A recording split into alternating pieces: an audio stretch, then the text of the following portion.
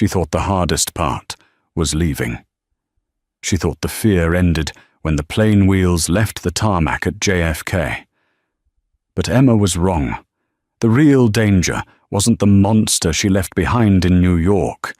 It was the man she was currently drooling on in first class. She didn't know his name. She didn't know why he had a faded scar running down his jawline or why his knuckles were bruised. All she knew was that she had taken the first flight out to escape a nightmare, only to wake up on the shoulder of the devil himself. And the terrifying part? He was looking at her like she was the only thing in the world worth burning down. This is the story of how running away led me straight into the fire. The rain at JFK International Airport wasn't just rain. It was a deluge, a relentless grey sheet that matched the chaos inside Emma's chest. She stood at the Delta check-in kiosk, her fingers trembling so violently she mistyped her last name twice. Don't look back. Just breathe. If you look back, you'll see him. She wasn't looking for Marcus. She was looking for his shadows. Marcus distinctively didn't do his own dirty work. He was the VP of mergers at Sterling Vance Capital, a man who wore three-piece suits and had a smile that could freeze water. He was also the man who had fractured her wrist 3 days ago because she burned the roast. "Destination?" the agent at the counter asked, her voice bored, cutting through the noise of the terminal. Emma blinked, the fluorescent light stinging her eyes. She hadn't slept in 24 hours. "Anywhere," she whispered, then caught herself. "I mean, the next flight. International. Far away. Please." The agent raised an eyebrow, typing on her keyboard. "I have a seat on a flight to Rome, Italy. Boarding in 40 minutes. It's first class only, though." "Last seat." "I'll take it." Emma slammed her credit card down, the one secret card she had opened 2 years ago, under her maiden name, Emma Russo, specifically for this moment. It had a limit of $10,000. The ticket cost $6. It didn't matter. 20 minutes later, she was rushing through TSA, flinching every time a man with broad shoulders walked too close. Marcus had trackers on her car. He had cameras in the apartment. She had left her phone in a trash can on 42nd Street and bought a burner flip phone that currently sat heavy in her coat pocket. She made it to the gate just as they were calling final boarding for flight DL4445. Her heart was hammering a frantic rhythm against her ribs. Alive, alive, alive. She stumbled down the jet bridge, clutching her singular carry-on bag. It contained 2 changes of clothes, her birth certificate, and a stolen file drive she had swiped from Marcus's home office. Her insurance policy. The flight attendant smiled, directing her to seat 4A. Emma collapsed into the wide leather seat, the smell of recycled air and expensive cologne hitting her instantly. She shoved her bag under the seat, her hand still shaking. She buckled the belt tight, squeezing her eyes shut. "I did it. I'm out." "Rough day?" The voice was low, baritone, and sounded like gravel crushed in velvet. Emma snapped her eyes open. She had been so consumed by her panic, she hadn't even looked at the passenger in 4B. He was overwhelming. That was the only word. He was wearing a black suit that looked bespoke, tailored to fit broad shoulders that strained against the fabric. No tie. The top 2 buttons of his white shirt were undone, revealing tanned skin and the hint of a tattoo peeking out from his collarbone. He had dark, almost black hair, swept back, and eyes the color of espresso. Dark, intense, and currently fixed on her trembling hands. I'm fine," Emma stammered, turning toward the window. The rain lashed against the glass. "You're shaking, Tesoro," he said. The Italian endearment slipped out effortlessly. Emma stiffened. "I just hate flying." "Liar," he murmured, almost to himself. He didn't press it. He just turned back to his tablet, scrolling through what looked like complex architectural blueprints or security schematics. As the plane taxied, Emma gripped the armrests. Every vibration felt like Marcus grabbing her arm. But then, the engines roared. Thrust pressed her back into the seat, and the ground fell away. The lights of New York, the city that had become her prison, shrank into tiny, insignificant specks. The adrenaline dump was instantaneous. The moment the seatbelt sign dinged off, exhaustion hit her like a physical blow. The terror of the last 3 days caught up. Her eyelids felt made of lead. She didn't mean to sleep. She just meant to close her eyes for a second. The last thing she registered was the scent of the man next to her. It wasn't just cologne. It was sandalwood, tobacco, and something sharp, metallic, like gun oil. Emma woke up to a jolt of turbulence. Disoriented, she gasped, her hands flying up, but she wasn't hitting a pillow. Her cheek was pressed against something warm and solid, very solid. She froze. She was draped over the center console, her head resting squarely on the shoulder of the man in seat 4B. And not just resting, she had a hand clutching his bicep. Slowly, mortified, she lifted her head. He was awake. He was reading a hardcover book, The Prince by Machiavelli in Italian, holding it in his left hand. His right arm, the one she had been sleeping on, was still relaxed. He turned his head slowly. Those dark eyes locked onto hers. There was no annoyance in them. Instead, there was an unreadable intensity, a simmering calculation. "Sleep well?" he asked. His voice was raspier now, thick with sleep or disuse. Emma scrambled back into her own seat, her face burning. "I am so sorry. I must have passed out. You should have pushed me off." "I didn't mind," he said simply. He closed the book. "You stopped shaking." Emma smoothed her hair, feeling exposed. "I'm Emma," she said, realizing she had been rude. He hesitated for a fraction of a second, a pause that felt weighted. "Dante. Dante Valenti." Valenti. The name sounded heavy, old. "Business or pleasure in Rome, Dante?" she asked, trying to normalize the situation. "Family business," he said, his lip curling slightly, as if the words tasted bitter. "And you? Running away or running toward something?" Emma went cold. "Why would you think I'm running away?" Dante gestured vaguely to her appearance. "You have no luggage tags on your bag. You're wearing a coat that's too thin for New York winter, but you haven't taken it off for 9 hours, and you check your watch every 3 minutes. He leaned in closer, dropping his voice. "And you have a bruise on your left wrist that you keep trying to pull your sleeve over." Emma yanked her sleeve down, her heart plummeting. "That's none of your business." "No," Dante agreed, leaning back. "It isn't. Yet." The pilot announced their descent. The tension in the cabin shifted.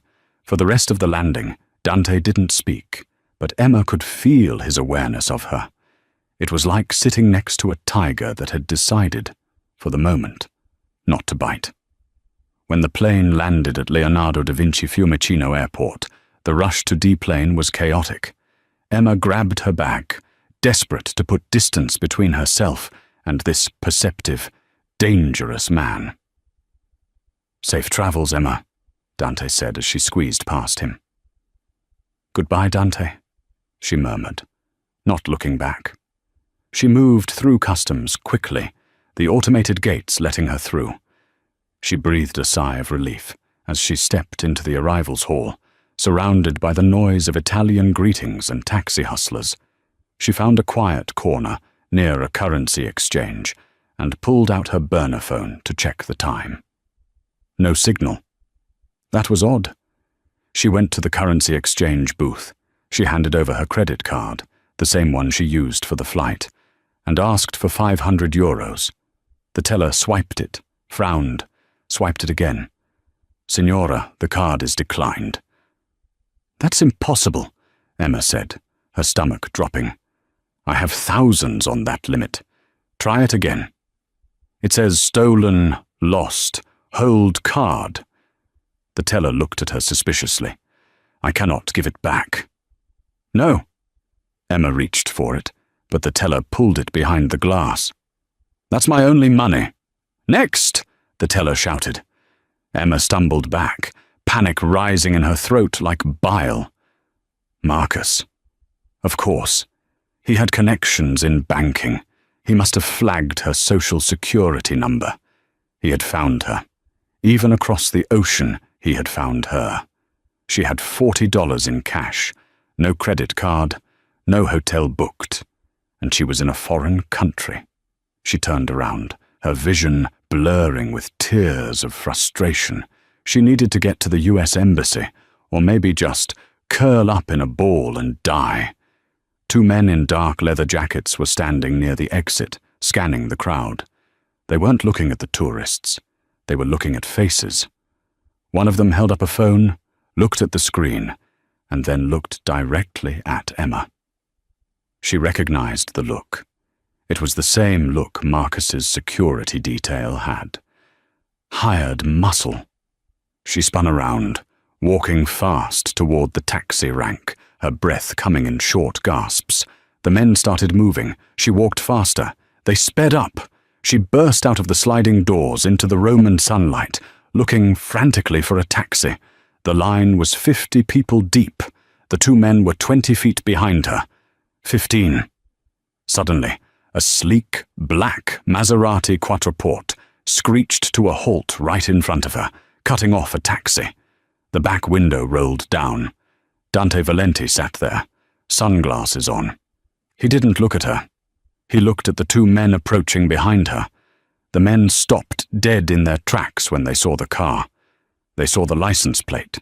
They saw him. Dante turned his head to Emma. He pushed the door open. Get in.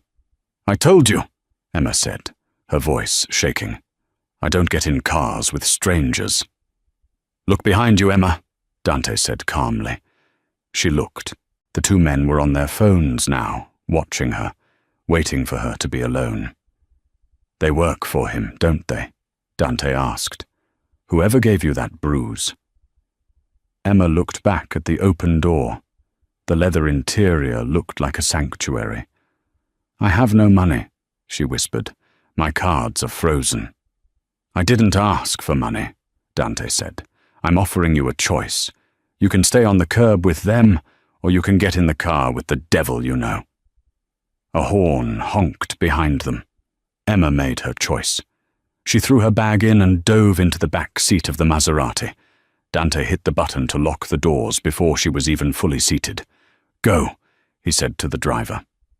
As the car peeled away, merging into the aggressive Roman traffic, Emma looked out the back window. The two men were watching them go, but they didn't follow. They looked afraid. She turned to Dante. He had taken his sunglasses off. Who are you? She whispered. Really? Dante lit a cigarette, despite the pristine interior of the car. He inhaled deeply, the smoke curling around them. In New York, I'm an investor, he said, blowing the smoke toward the ceiling. But here, in Rome, I'm the reason men like those two don't sleep at night. He turned to her, his gaze heavy. And now you're with me, which means your problems just became my problems. The drive into the heart of Rome was a blur of ancient stone and modern chaos, but inside the Maserati, the silence was absolute. Emma sat as far away from Dante as the seat allowed, clutching her bag to her chest like a shield. Where are we going?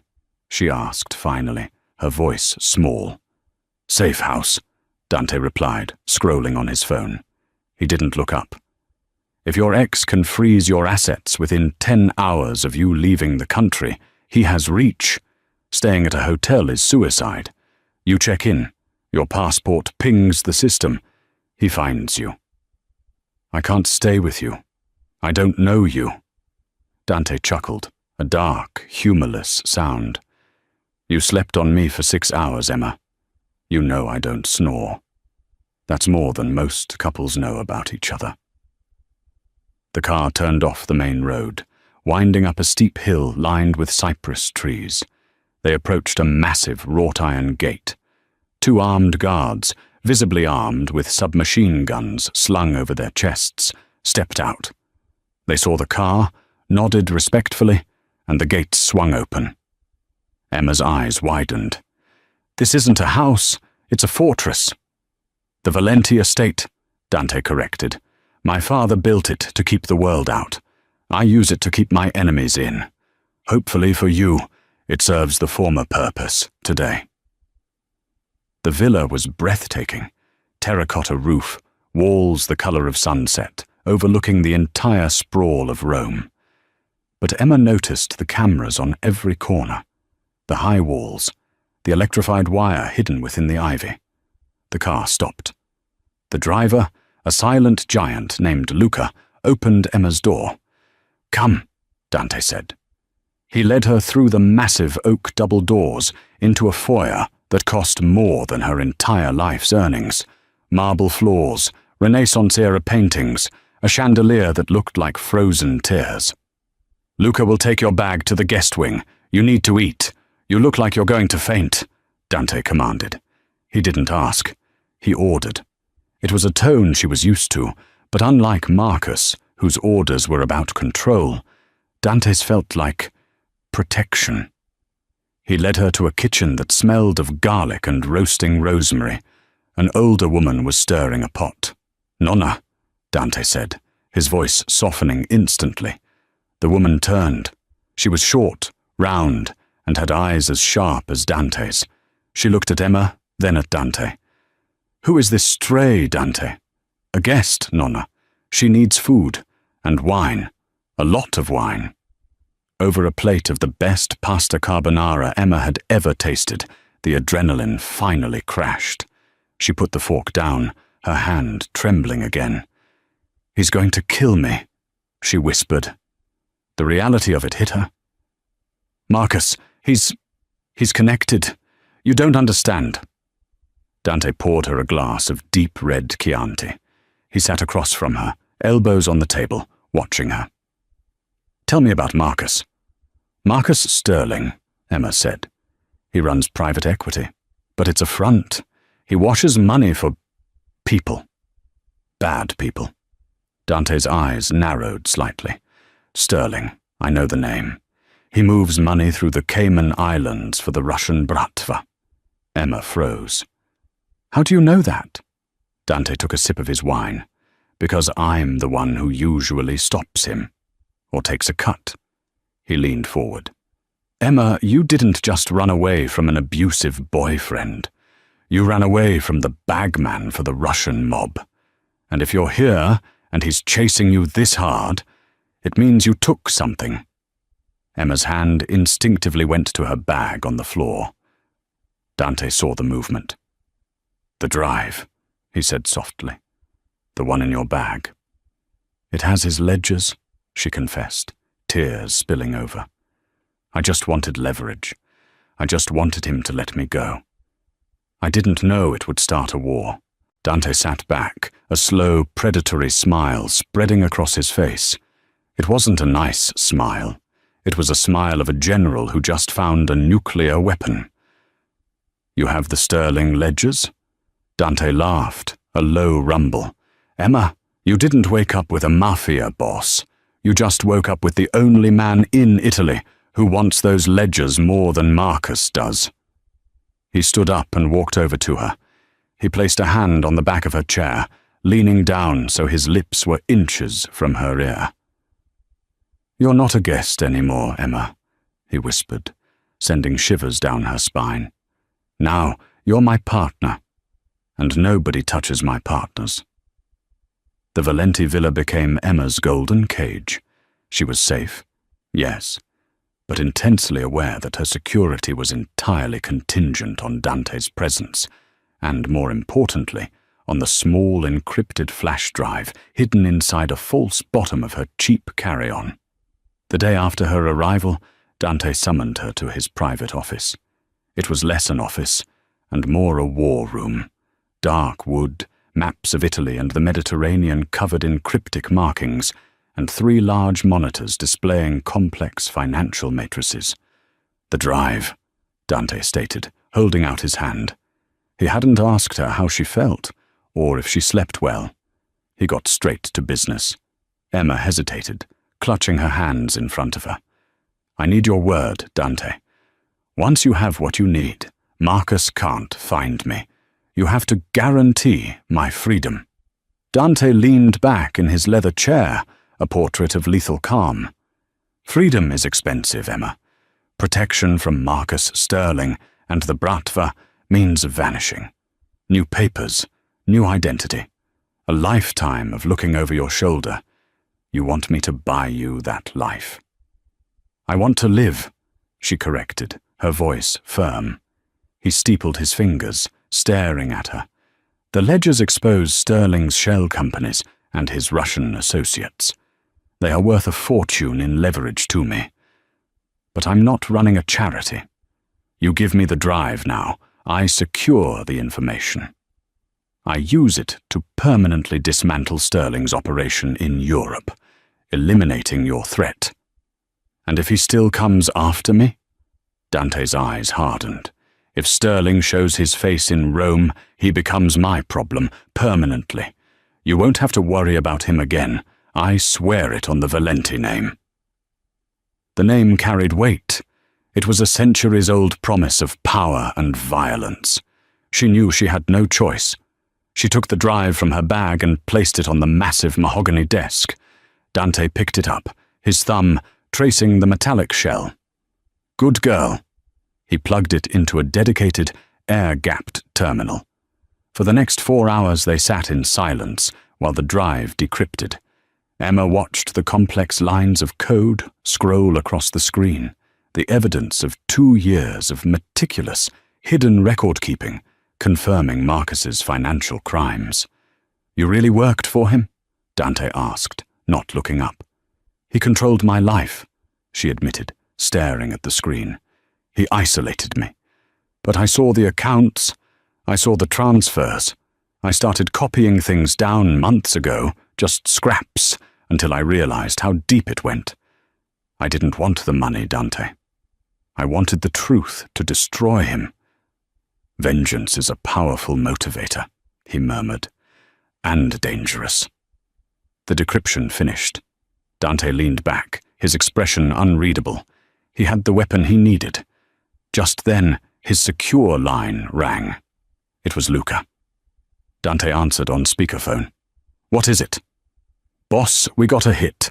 Sterling's private jet landed in Ciampino an hour ago. He didn't check into a hotel. His tracking shows he's currently meeting with Pietro the Butcher Marino in Ostia." Emma gasped, her hand flying to her mouth.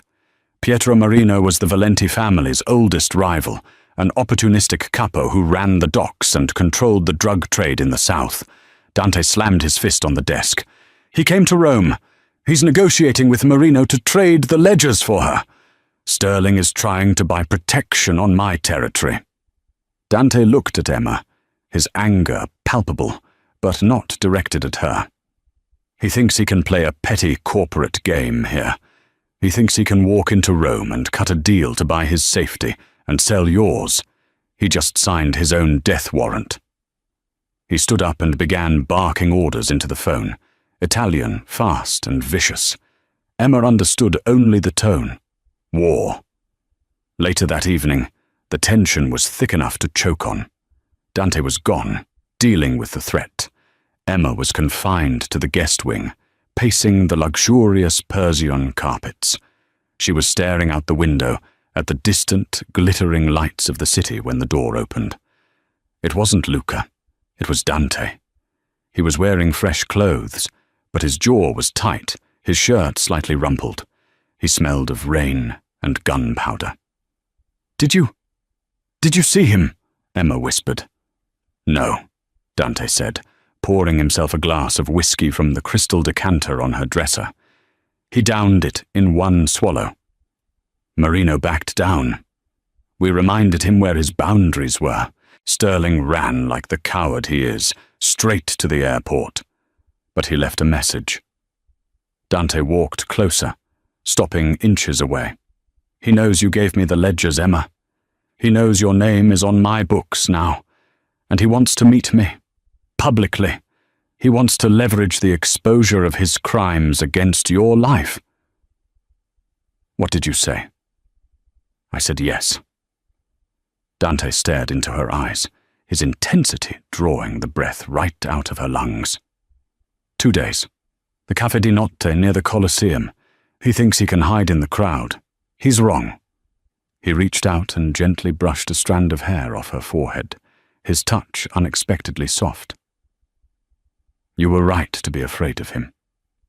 But now, you need to be afraid of what I'm going to do to save you. His hand dropped to her jaw, tilting her face up. The air was charged with danger, adrenaline, and something primal. I need you to trust me, he said, his voice a low command. I have no one else, she confessed, the vulnerability breaking her. Good, he breathed, because in 2 days, I am going to walk into that cafe, and I am going to reclaim what he stole from you, and from me. He kissed her then. It wasn't tender. It was a hungry, desperate claim, tasting of whiskey and the metallic tang of battle. It was a kiss that promised protection, but demanded ownership, burning away the fear and replacing it with a terrifying, exhilarating fire. It was the moment their dangerous alliance cemented into something deeper, something that belonged to the shadows of Rome. The next 2 days were spent in a state of suspended animation. Emma remained confined, but the tension with Dante was electric. They spoke less about the ledgers and more about their pasts, little fragments shared over late-night wine, illuminating the scars they both carried.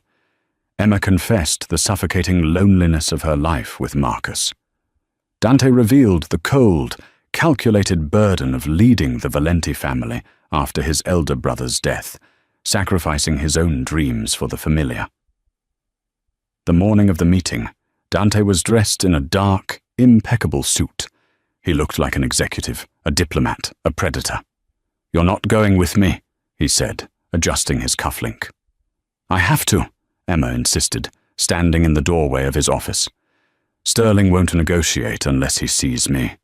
He needs to know I'm alive, so he can threaten to take me away. He'll want the satisfaction of my fear. Dante looked at her, his expression grim. You'll be bait, but smart bait. Luca will be with you. You don't take your eyes off him. You follow every instruction. If I say run, you run. If I go, I want the chance to tell him what I think of him, Emma said, her chin up. A slow smile, one of respect, spread across Dante's face. The little stray has teeth. Very well. You get 2 minutes. Then you are silent. The Caffè di Notte was a beautiful, historic establishment tucked away near the Colosseum. It was deliberately public, filled with tourists and locals, too crowded for a clean execution, which was exactly Sterling's angle. He wanted witnesses. Dante and Emma arrived first. Emma was in a simple black dress, Dante's presence her only armor.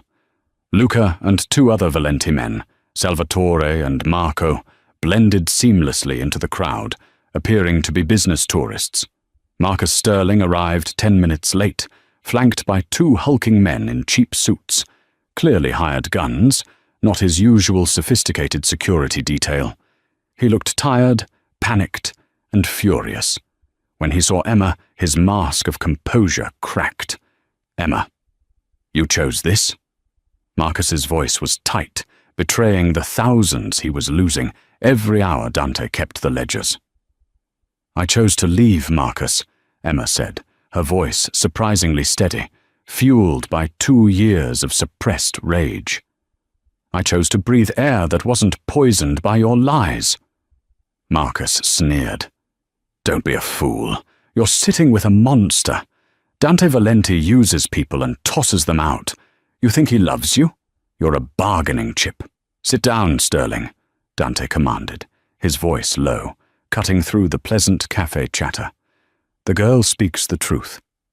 She is mine now, and she is off limits. We're here to talk about you. Marcus sat down stiffly. I want the drive, and I want the girl. You can have the $10 million I wired to my London account yesterday. Dante laughed. It was a sound that made the cutlery on the table next to them rattle. 10 million? Marcus, those ledgers detail the laundering of close to $500 million for the Russian mob. You think I'll take 10 million for the key to putting you, the Bratva's favorite accountant, out of business? I'll expose your entire operation, Marcus threatened. I'll give everything I know about the Valenti family to the press, the police, the Guardia di Finanza. Dante leaned forward, placing his hands flat on the marble table. You don't understand how this works, Marcus. If you expose me, you expose yourself. You expose the Russians, and they won't send an audit. They'll send a bomb. You're already dead the moment those ledgers hit the wrong hands. And you know what the best part is? Dante's eyes flickered to Emma, a look of profound, possessive affection crossing his face. She's not a chip. She's the catalyst. She's the one who brought me the evidence, and she's the one who will watch me use it to bury you. You whore! Marcus spat at Emma, his face twisted with impotent fury. You destroyed everything. That was Emma's moment. She stood up, leaning over the table, her eyes burning into his. I didn't destroy anything, Marcus, she said, her voice ringing with finality. I saved myself. And those ledgers? They weren't leverage. They were my escape rope. I stole them from you the way you stole 2 years of my life. Goodbye, Marcus. She turned and walked away, not looking back, toward where Luca was waiting. Dante watched her go, a flicker of pride in his eyes. He turned back to Marcus, the warmth gone, replaced by glacial indifference. She's gone, Sterling. Now, we finalize your severance package. The negotiation that followed was brutal. Dante demanded all of Sterling's European assets, all his shell corporations, and a clean severance from the Bratva, leveraging the ledgers against Marcus's life. Marcus was broken, stripped bare, left with nothing but a passport and a flight ticket out of Europe, permanently. The moment the deal was signed, on a napkin, sealed with a pen that Dante casually pocketed, Dante stood up. It's over, Sterling, Dante said, looking down at the defeated man. If you ever look at her again, I won't send Luca. I'll send the family. Understood? Marcus could only nod, his defeat absolute. Dante walked away from the table, a victor, his steps measured and confident. He found Emma and Luca waiting outside, overlooking the bustling Roman street. He reached for Emma's hand, lacing his fingers through hers. Her skin was cold, but her grip was firm. It's done, mia bella, he said softly, using the Italian endearment reserved only for her. He's finished. He's on his way back to New York with nothing but shame. The relief that flooded Emma was so intense it almost buckled her knees. She leaned into Dante, savoring the solid, protective presence of the man who had become her unintended savior. She was safe. She was free. But as she looked up at him, she knew the real twist. She had escaped one dangerous man only to fall deeply, perilously in love with another. And this one was holding her heart, not just her hand. The peace that followed Marcus's departure was fragile, like thin ice over a deep, dark river. For 3 weeks, Emma lived in a strange paradise. She had free reign of the Valenti villa. She had a wardrobe filled with silk and cashmere, purchased by Dante. She had nights that blurred into passionate, feverish hazes, where Dante worshipped her body as if it were a shrine. But she didn't have him. Not really. Dante was pulling away. He spent long hours in his study, the door locked. The armed guards around the perimeter doubled. Luca, usually chatty, became grim and silent. Emma wasn't the same terrified girl who had boarded the plane at JFK. Surviving Marcus had forged her. Surviving the last month with Dante had sharpened her. She knew something was wrong. One rainy Tuesday, while Dante was away at a meeting that required him to wear a bulletproof vest under his shirt, Emma slipped into his study. She didn't pick the lock. She knew the code. 10:21. The date they met. A small, sentimental vulnerability in a man made of steel. She wasn't looking for evidence of infidelity. She was looking for the reason he was pushing her away. She found it on his desk. It wasn't a digital file. It was a physical dossier stamped with the Valenti crest. She opened it. Her breath hitched. Inside were photographs. Photos of her walking her dog in Central Park 3 months ago. Photos of her grocery shopping in Manhattan. Photos of her arguing with Marcus outside a restaurant. There were surveillance logs dated weeks before she bought her plane ticket. Target: Emma Russo. Subject of interest: sterling leverage. Her blood ran cold. The narrative she had built in her head, that fate had seated them together, that she had stumbled onto his shoulder by chance, shattered. Dante hadn't just been on that flight. He was following her. He knew she was going to run because his men had been watching the house. He had booked the seat next to her. He had waited for her to fall asleep to assess her. He hadn't saved a stranger. He had acquired an asset. The sound of the heavy oak door opening behind her made her jump. She spun around, the dossier clutching in her hand. Dante stood in the doorway, soaked from the rain, his jacket discarded, his white shirt clinging to his chest. He looked exhausted. He saw the file in her hand, and his expression didn't change.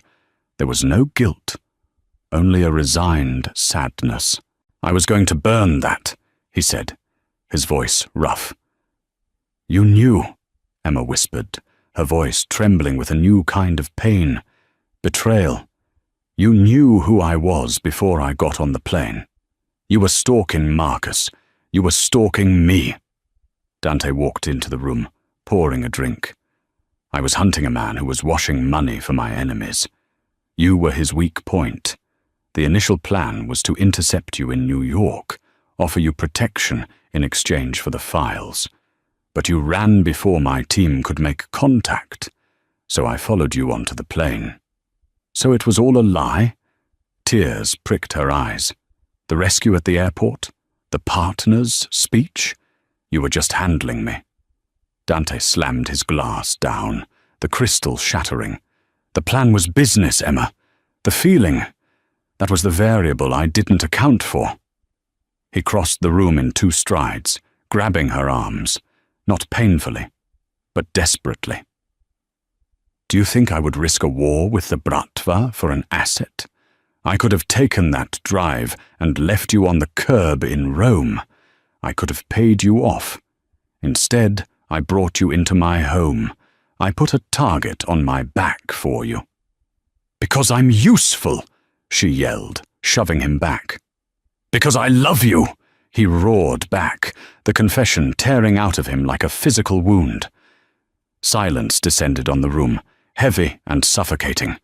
Dante looked shocked by his own admission.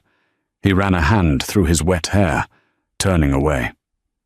"The Russians aren't just angry about the money, Emma," he said, his voice dropping to a terrifyingly low register. "They know you've seen the ledgers. They know you can identify their operators. Marcus talked before he left. He sold you out to save his own skin one last time." He turned back to her, his eyes dead serious. "I have a jet waiting at the private airfield. It leaves in 1 hour for a safe house in the Swiss Alps. You'll have a new name, a trust fund. You'll be safe. But you have to go. Tonight." "You're sending me away?" I am saving your life, he corrected. The Bratva is sending a kill squad. They will be here by morning. I can't fight them and protect you at the same time. Emma looked at the dossier, then at the man who had lied to her, used her, and then fallen in love with her. She saw the scar on his jaw. She saw the fear in his eyes. Not fear of death, but fear of losing her. She realized then that the safe life she always wanted was a myth. There was no safety. There was only who you chose to stand in the fire with. She took the dossier and threw it into the fireplace. The flames licked at the photos of her past life. No, she said. Dante blinked. Emma, this isn't a negotiation. You will die. If I leave, they'll just hunt me down in Switzerland, she said, stepping closer to him. And you'll be distracted, wondering if I'm safe. You'll die here alone. She reached up, cupping his bruised face. I'm not the asset anymore, Dante. I'm the partner. You said it yourself.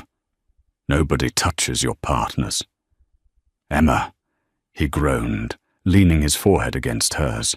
You are stubborn, foolish. I learned from the best. She kissed him, soft and firm. Give me a gun. Teach me how to use the safety. We fight them together. The attack didn't announce itself with a scream or a siren. It arrived at 3:17 a.m., cloaked in the deafening roar of a Roman thunderstorm. Emma was awake. She was lying in the massive four-poster bed, watching the lightning flash against the ceiling, counting the seconds between the light and the thunder. 1, 2, 3. Beside her, Dante was asleep, but it was a restless soldier's sleep. His arm was thrown heavy over her waist, anchoring her to the mattress, but his breathing was shallow. Even in his dreams, he was guarding her. She shifted slightly, the silk sheets rustling. The decision she had made hours ago, to stay, to fight, to refuse the flight to Switzerland, sat heavy in her stomach like a stone. She wasn't a killer. She was an accountant who liked Earl Grey tea and organizing spreadsheets. But looking at Dante's sleeping face, the scar on his jaw silver in the moonlight, she knew she couldn't leave him to face the consequences of her freedom alone. Then, the world tilted. The power to the villa cut out. The ambient hum of the air conditioning, the faint glow of the hallway nightlights. It all vanished instantly, plunging the room into an absolute, suffocating darkness. Dante moved before Emma even processed the change. He didn't wake up. He activated. In one fluid motion, he rolled off the bed, his hand already reaching under the mattress. "Stay down," he hissed, his voice devoid of sleep, sharp as a razor. "The storm," Emma whispered, clutching the duvet. "No, the generator didn't kick in. The lines were cut." From the floor below, a sound drifted up through the floorboards. It wasn't the thunder. It was a rhythmic, wet, coughing sound. Thwip, thwip, thwip. Emma knew that sound from movies, but hearing it in real life was a visceral horror. It was the sound of suppressed gunfire. It was the sound of the perimeter guards dying. Dante was already fully dressed in the dark, pulling on tactical pants and a black shirt he had left on the chair. He moved to the hidden safe behind the painting of the Roman Forum, punching in the code by touch alone. The heavy click of the lock opening was the loudest thing in the room. He turned back to her, a shadow among shadows. He pressed cold, heavy steel into her hands. "The Sig Sauer P226. Bathroom," he ordered, dragging her out of bed. "Lock the heavy marble door. Get in the tub. Do not come out unless you hear my voice, or Luca's voice. Do you understand?" "Dante, there's too many of them." He grabbed her face, his thumbs digging into her cheekbones. "I need to know you are safe so I can do what I need to do. If you are out here, you are a liability. If you are in there, You are my reason to live. Go!" He shoved her toward the ensuite. Emma stumbled back, her bare feet slipping on the cold floor. She saw him turn toward the bedroom door, racking the slide of his own weapon, a larger assault rifle he had pulled from the safe. He looked like a demon of vengeance, silhouetted against a lightning strike. She slammed the bathroom door and turned the heavy brass lock. She was alone. Emma scrambled into the massive porcelain bathtub, curling into a ball. She gripped the gun with both hands, her finger trembling near the trigger guard, just like he had taught her. Safety off. Slide back. Aim. Squeeze. It felt alien and heavy, a tool of death in hands that had only ever held pens. Outside the door, hell broke loose. The suppressed thwip sounds were replaced by the roar of unsuppressed automatic fire. The Russians were inside. The sound was deafening, vibrating through the marble walls. She heard shouting, guttural, angry Russian commands echoing up the stairwell. Then, the booming retort of a shotgun, Luca's signature weapon. Boom! Clack, clack. Boom! She squeezed her eyes shut, tears leaking out. Every gunshot felt like it was piercing her own skin. Was that Dante? Was he hit? Was he killing them? Minutes stretched into hours. The smell of cordite and burning wood began to seep under the bathroom door, overpowering the scent of lavender soap. Bang! A body slammed against the bathroom door with enough force to crack the wood near the hinges. Emma stifled a scream, biting her knuckles. "Valenti!" A voice roared from the hallway. It was thick, heavy with a Russian accent, and breathless with exertion. "We have the house. Give us the girl and the drive. We will make it quick." "Come and get it, you filth!" Dante's voice roared back, followed by a burst of gunfire that sounded terrifyingly close. He was right outside the door. He was making his last stand at the threshold of her sanctuary. Emma realized with a jolt of icy clarity, he is losing. She could hear the volume of fire.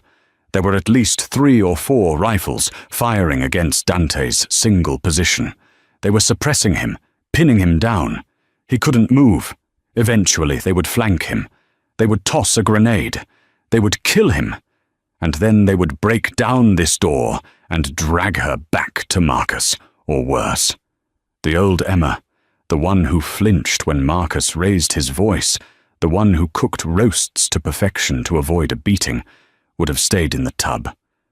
She would have prayed and waited for the end. But that Emma had died the moment she stole the ledgers. She looked up. The bathroom had a high, vaulted ceiling. In the corner there was a small maintenance hatch used for accessing the plumbing and the central AC unit. She remembered Dante mentioning the villa's layout. The AC ducts ran above the hallway to circulate air in the old stone house. She didn't think. She moved. She stood on the edge of the tub, her wet feet gripping the porcelain. She reached up, her fingers barely grazing the handle of the hatch. She jumped, grabbing the ledge, and hauled herself up. Her arms screamed in protest. She wasn't an athlete, but adrenaline provided a strength she didn't know she possessed. She shimmied into the crawl space. It was dark, dusty, and suffocatingly tight. Fiberglass insulation scratched at her bare arms. Spiders scuttled away from her hands. She crawled on her elbows, the gun skittering across the plywood planks in front of her. She crawled toward the noise, toward the gunfire. She reached a ventilation grate that looked down into the hallway. Light from the muzzle flashes below strobed through the slats, illuminating the scene like a horrific disco. She peered down. The hallway was a wreck. Expensive vases were shattered shards on the carpet. The walls were pockmarked with bullet holes. Dante was crouched behind an overturned antique dresser at the far end of the hall, near the bedroom door. He was reloading, his movements frantic. Blood was soaking through the left shoulder of his shirt. Facing him, halfway down the hall, were 3 men clad in black tactical gear and balaclavas. They were moving tactically, leapfrogging forward. One would fire to keep Dante's head down, while the other two advanced. They were 20 feet from him, then 15. The leader of the trio stopped directly under the vaulted center of the hallway. He reached to his vest and pulled out a spherical object. A grenade. He pulled the pin. Emma's heart stopped. He wasn't going to shoot Dante. He was going to roll the grenade behind the dresser and turn him into pink mist. She had the Sig Sauer in her hand. She tried to line up the sights on the man's head through the metal grate of the vent. Her hands were shaking too hard. She couldn't get a clean shot. If she missed, he would throw the grenade. Dante would die. Think, Emma. Think. Her eyes shifted. Directly above the three Russians hung the pride of the Valenti estate, a massive 19th-century crystal chandelier.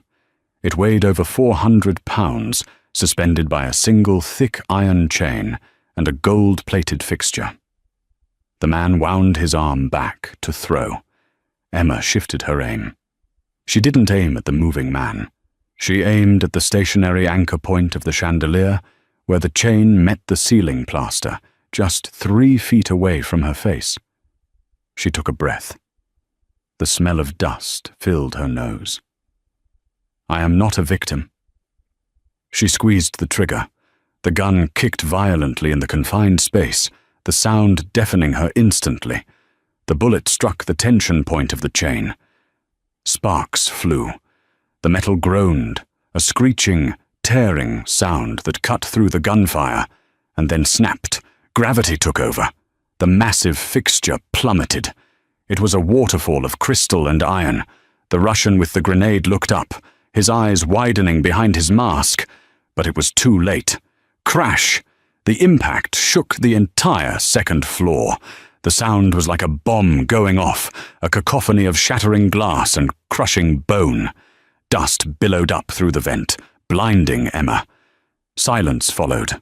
Absolute, ringing silence. Emma coughed, waving the dust away. She kicked the grate hard, the screws popping out of the old wood, and the metal clang falling to the floor below. Emma! Dante's voice was ragged, broken. She peered over the edge. The 3 men were gone. In their place was a mountain of broken crystal, twisted brass, and motionless black limbs. The grenade had rolled harmlessly away into a corner, unexploded, the pin still in the dead man's hand under the debris. Dante was standing up slowly from behind the dresser. He was covered in drywall dust, his face streaked with blood and sweat. He was staring at the pile of rubble. Then slowly, he looked up at the hole in the ceiling. Emma looked down at him, her face smudged with soot, the smoking gun still in her hand. I missed the guy, she croaked, her voice trembling. I was aiming for his head. Dante stared at her for a heartbeat. Then he started to laugh. It was a hysterical, breathless sound, bordering on madness. He stumbled over the debris, glass crunching under his boots, and reached up toward her. Jump, he commanded. I've got you. Emma didn't hesitate. She slid out of the hole and dropped. Dante caught her, his good arm wrapping around her waist, absorbing the impact. He groaned in pain as his bad shoulder jarred, but he didn't let go.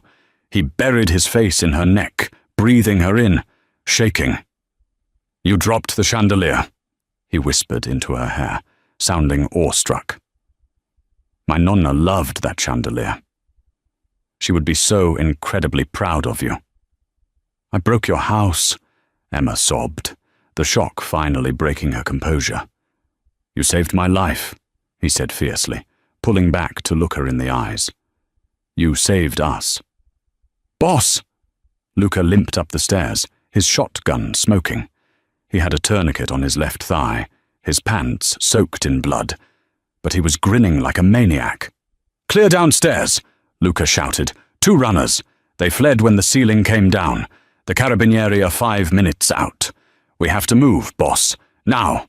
Dante nodded, the soldier returning. The boat is at the Civitavecchia dock. We go to Sicily. The Valentis have strongholds in Palermo that the Russians can't touch.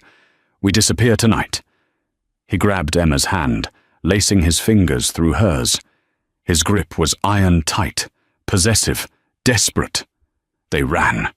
They ran down the grand staircase, stepping over the bodies of the men who had come to kill them. They ran out into the storm, the rain instantly soaking them to the bone, washing away the dust of the battle. Dante's black SUV was waiting, engine idling. Luca had remote-started it. They piled in, Luca behind the wheel, tires screeching as they peeled out of the gravel driveway. As the car sped down the winding, cypress-lined road, Emma turned in the back seat to look through the rear window. Smoke was rising from the upper floor of the villa. The only home she had known for the last month, the place where she had found peace, was ruined. She had lost her clothes, her passport, her old identity. She had no money, no phone, no plan. She looked at Dante. He was leaning his head back against the seat, eyes closed, his hand pressing a cloth to his bleeding shoulder. He looked broken, tired, and dangerous. He opened his eyes and caught her staring. He didn't smile, but his eyes softened. He reached across the seat and took her hand again, bringing her knuckles to his lips. He kissed the bruise where the gun had kicked back against her thumb. "No turning back now, tesoro," he murmured. "You're in the life." Emma squeezed his hand back. She felt the cold steel of the gun still tucked into her waistband. She felt the adrenaline fading, replaced by a fierce, burning resolve. "Drive," she said to Luca.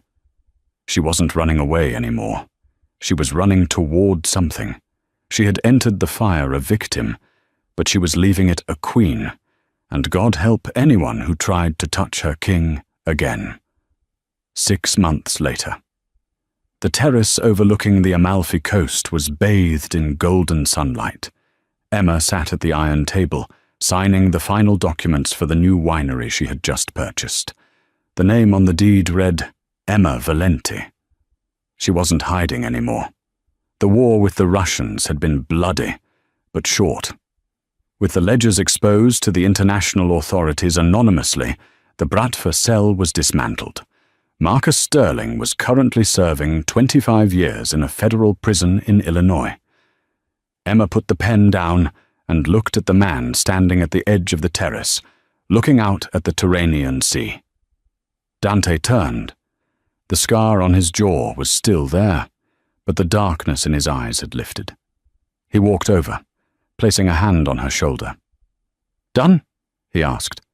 "Done," she smiled. "We own the vineyard." "You own the vineyard," he corrected. "I just provide the security." Emma laughed, leaning back into his touch. She thought about the girl she used to be, scared, small, defined by the men who hurt her. That girl was gone. She had walked through the fire, dropped a chandelier on her demons, and come out the other side. She wasn't just a survivor. She was the queen of a kingdom built on blood and love, and she wouldn't trade her crown for anything. "Ready for dinner?" Dante asked, extending his hand. Emma took it. Always. She escaped her toxic ex, took the first flight, and woke up with a hot mafia boss. It sounds like a fairy tale, but in real life, fairy tales have teeth. And luckily for Emma, she learned how to bite back. And that is how Emma went from a victim to a victor. It's a reminder that sometimes the scariest path is the one that leads to freedom. It makes you wonder, if you were on that plane and you saw the danger in Dante's eyes, would you have run away? Or would you have stayed to see how the story ends? If you enjoyed this story of twists, romance, and revenge, please smash that like button. It really helps the channel grow. Don't forget to subscribe and hit the bell icon so you never miss a new story. Share this video with a friend who needs a little reminder that they are stronger than they think. Thanks for watching, and I'll see you in the next chapter.